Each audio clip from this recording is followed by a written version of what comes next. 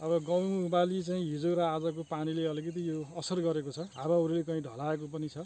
र यो काटेर राखेको गहुँलाई भिजाएको पनि छ र गहुँ बाली सामान्यतया अहिले पाकेको अवस्थामा छ र बर्दिया जिल्लामा अहिले झन्डै 25% गहुँ कटानी भइसकेको पनि छ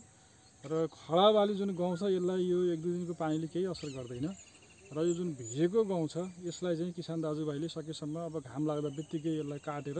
ओबानो ठाउँमा चाहिँ राख्नुपर्ने हुन्छ, अन्यथा यो छिप्पिसकेको गहुँ चाहिँ उम्रने डर पनि हुन्छ। र अहिलेको समग्रमा भन्नुपर्दाखेरि जुन यो वर्षाले केही बालीलाई चाहिँ फाइदा पनि पुर्याएको छ, जस्तो कि मास, मुङ, मकै, तरकारी जस्ता बालीहरूलाई यसले राम्रै पनि गर्यो। धेरै समय पानी नपरेको चाहिँ धेरै समय भएको थियो भने अहिले गहुँलाई चाहिँ कता कता अलिकति थोरै मात्रामा भए पनि नोक्सान पुर्याएको चाहिँ देख्न सकिन्छ। र अहिलेको अवस्था हेर्दाखेरि ठुलो मात्रामा गहुँ ढलेको पनि होइन, फाटफुट मात्रामा गहुँ ढलेको चाहिँ देखिएको छ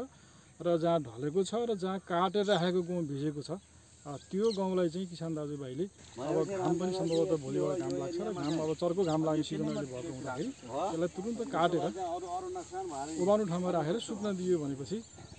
नोक्सान चाहिँ हामीले घटाउन सक्छौँ। र गहुँको के छ भने लामो समय भिज्यो चिसो भइराख्यो भनेपछि यसको पिठोको गुणस्तर चाहिँ ह्रास हुनसक्छ। 1-2 दिन भिज्दैमा त त्यस्तो असर पर्दैन, तर लामो समय चिसो भयो भने उम्रन सक्ने, टुसाउन सक्ने सम्भावना, नटुसायो भने पनि त्यसको चाहिँ पिठोको गुणस्तरमा चाहिँ ह्रास आउने सम्भावना हुँदै हुँदाखेरि यो भिजेको गहुँलाई चाहिँ सकेसम्म ओबानोमा सारेर जोगाउन सकिन्छ। त्यसतर्फ ध्यान दिन म चाहिँ सम्पूर्ण दाजुभाइलाई, किसान दाजुभाइलाई आग्रह गर्दछु।